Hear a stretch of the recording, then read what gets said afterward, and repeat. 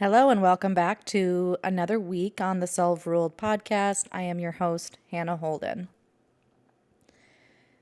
This week, I am here to share with you that sometimes, actually, not sometimes, all of the time, pretty much, you are going to have to release who you are to become who you're meant to be. And this is all about identity, and it's complex. And sometimes we deal with resistance. Maybe we know that there's a version of ourselves that wants to emerge. We can sense it, maybe we can visualize it, we can daydream about it, but we haven't yet brought that version of ourselves into being. And a lot of times it's because we are not willing or not yet willing to release who we currently are. And, when you think about your current identity, I'm talking about how you see yourself, the narratives that you have about yourself, how you talk about yourself, either in your own mind or how you talk about yourself to other people. So there's a whole lot here. But it really starts with how you see yourself and whether or not you're ready to let go of some of those identities.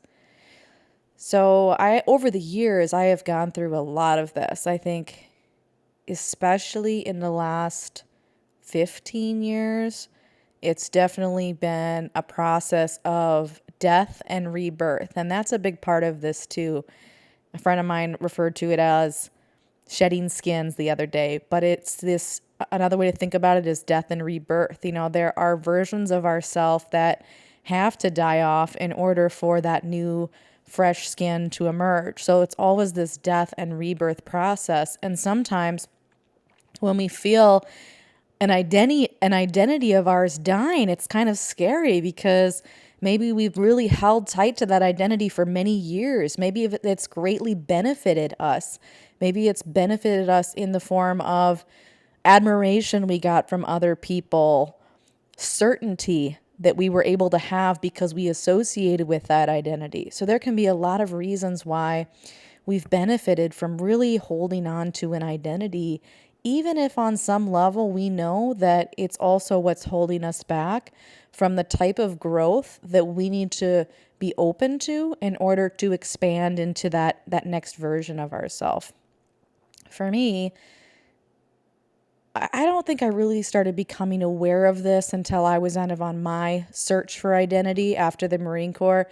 I got out of the Marine Corps in 2010, so it has been a while. It's been 15 years, but there were so many identities that had to die over the last 15 years, or death and rebirth. And some of them were just habits I had, ways that I saw myself that contributed to certain unhealthy patterns, behaviors, or habits that I have.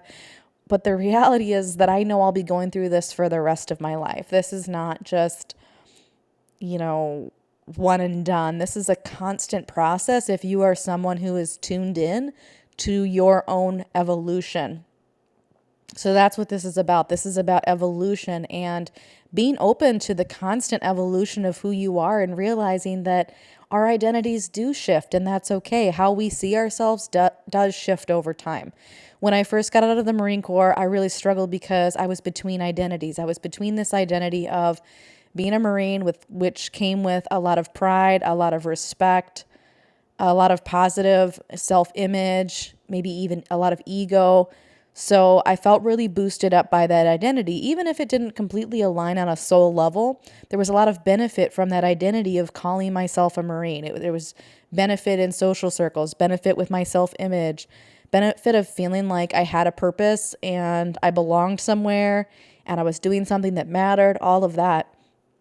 So when I left that environment and I was kind of felt between stories or between identities, it was really hard because I started to feel like I didn't know who I was, or I didn't know what my purpose was. I knew I had a purpose, but I just couldn't seem to find it. I was just grasping and struggling. And so it is really hard when I think this is why sometimes people hold on to something longer than they should, or they hold on to an identity past its expiration date is because it's really scary to let go of something that's known to embrace the unknown. And this could be in terms of identity, but also it could be job, it could be relationships, it could be so many different things, religion, anything that's a big part of who we are in our life. If we know something doesn't quite fit anymore, but we don't know what is next, it can be very terrifying and really destabilizing emotionally and mentally. I won't say that I ever got rid of the identity of being my history of being a Marine, or got rid of the identity of being a veteran. That's always going to be a small part of my identity. It's just that my soul wanted to expand beyond that identity. Not necessarily ditch that identity, but just grow beyond, or evolve more. And I think some of the things that were caught up, there were other little kind of sub-identities that were kind of tied to that. So for me, it could be around, or it was around, some sub-identities around the job that I had when I was in the military, because I was in the intelligence field, and then I had no idea what I wanted to do with my life after that.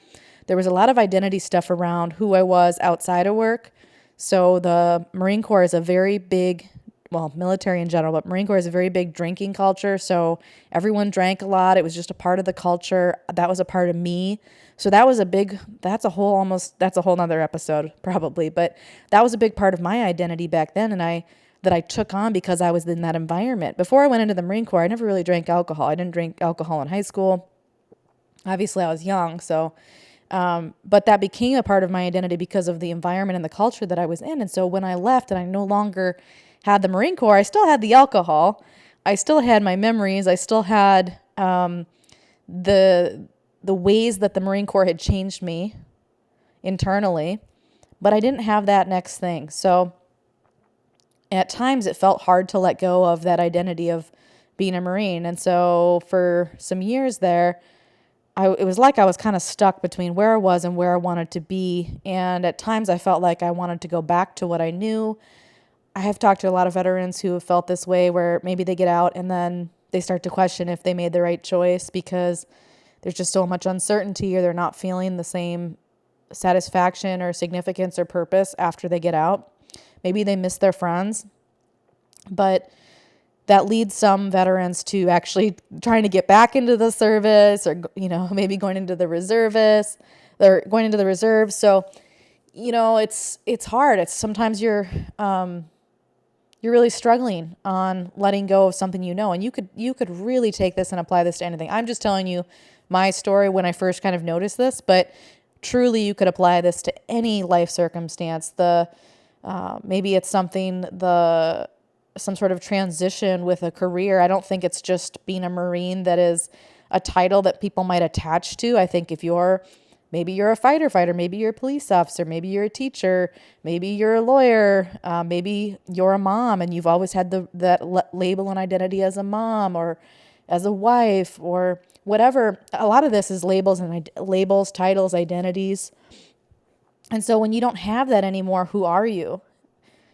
And that is a tough question for a lot of people to sit with and wrestle with and let go of. So I kind of coming back to my main point on this episode is that you are going to have to let go. A lot of times you're going to have to release who you currently are to become who you're meant to be. And I'm not saying that you just scrub it all. Oh, that's over. That's dead. I won't remember who I was, or I won't remember that time in my life. What I'm talking about more is that sometimes we block our blessings, we block our opportunities because we're too fixated on the past, and we aren't allowing ourselves to evolve the way that maybe our soul wants to, the way that maybe intuitively we know we want to evolve and grow and expand. And sometimes those older identities, being too caught up in them, are a way of playing small. They're a way of staying safe. I host a meetup group here in the Twin Cities called Personal Development Enthusiasts, and that's been a lot of fun because I get to meet other people who are interested in personal development and on a personal development journey. So actually, if you're listening and you're local to the Twin Cities and Minnesota, you're welcome to join my meetup. But I was talking to someone in the meetup this week, and she said something to the effect of, I just feel like I'm meant for more. I just feel like I'm made for more. I think a lot of people have felt this at different times in their life. I know that I did. I know that I did, and that is one of the reasons why I got out of the Marine Corps, is because I knew, my soul knew, my intuition knew that there was more for me beyond that. It wasn't to say that it was a bad thing or that the Marine Corps wasn't a good thing, because it was definitely a key part of my life journey, but I just knew. I knew when that chapter was ready to come to a close. So I think intuitively people feel this. You can feel this if you are in a chapter or a season right now where you intuitively know it's coming to a close. That can be scary. And sometimes it does come with this inkling that I think I'm made for more. I think there's more for me. But a lot of times people don't know what it is. And they're, like I said, in between chapters, in between stories, in between identities. And that's when we can experience a lot of fear and uncertainty. But I was thinking about what advice would I give that woman. She didn't ask me for advice, but I'm just thinking about how many people probably are out there feeling like that. And one of the pieces of advice that I would give, based on all of my experience over the years of all of these reshape and identities, is that anytime you want to live a bigger story, expand beyond your current reality, it starts within. And so if you have that inkling, if you're that person listening saying, you know what, I think I am made for more. I think that there is more for me here in this life. It really starts within, and starting to build confidence and build self-belief and explore your inner world. That's really where it's at. When you get that feeling, that is a cue to really turn inward and start asking yourself those powerful questions, asking yourself those deeper questions to unearth what is it that is wanting to come through? What is it that is wanting to evolve in you? What is it that is wanting to be expressed through you? So I truly believe that a lot of times when we get that inkling, there is something that wants to come through. And whether you know it or not, there is something in this life that wants to come through for you. And it's not going to look the same for every person, right? But when you get that feeling, that's a sign to tune in and to love on yourself and really provide support to yourself. Because if we get that feeling and we just kind of try to shut it down, we try to shut it up and block it out, or speak negatively to ourselves, like that negative self-talk. Oh, well, you're just at a dead-end job, or this isn't going anywhere. Why you don't know what you want? Whatever maybe negative self-talk could come from that positive inkling. If you shut yourself down, you're never really going to be able to explore what wants to come through. So if you get that feeling, hey, I think there's more for me. I think that it's time for me to grow into the next version of who I am. Truly take that as a sign that you can really love yourself in that moment. Really create a space in your life, create a space in your headspace, create space for yourself for that to come through, because it's just a tiny, tiny seed when you get that inkling. But if you can create a safe environment within yourself to start to ask positive questions, think about that little seed that's in you. Hey, little seed, what is it that you want? What is it that you need from me? Start asking it questions, start creating an environment where that intuition can come through. Then you're basically telling yourself that those types of ideas are positive and welcomed, that your dreams are positive, welcome, that they're viable, that there's space for them. Hey, there's room for you here. You create that space for it, and you will get more of those inklings. You will get more of those, whether you want to call them signs, signals, clues, intuitive hits. If you're spiritual, if you believe in God, it might be God communicating with you. But the more you tune into that, the more you're going to get guidance, internal guidance on what that is that wants to evolve. So circling back once again to what my point for this episode was, again, you will have to release who you are to become who you're meant to be. And so sometimes that is thinking about what are some of the negative ways that you see yourself that you need to find a way to let go of? What are some of the negative behaviors, habits, patterns associated with that identity that you need to start thinking about how you can let go of those? Because I'm going to butcher this, but it's kind of this idea that it's really hard to receive what's next when our hands are full. And if our hands are full with something that's just not even for us anymore, then we're not really open to receive that next iteration, that next evolution of our life and where we're going.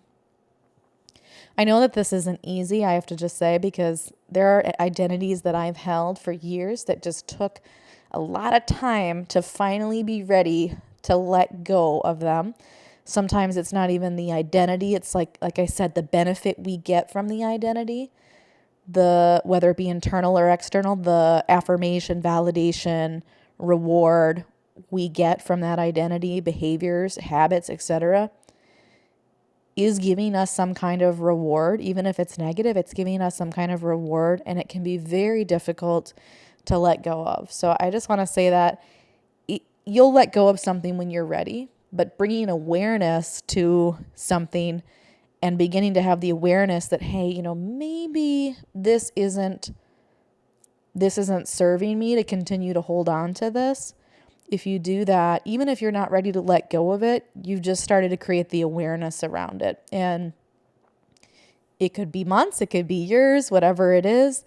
It could take some time to let go of, but a lot of times it's when we finally release something that has such a powerful hold on us. When we finally release it, that's often when we're on our way to that next version of who we're becoming. So thank you so much for joining this week, and I will see you next time.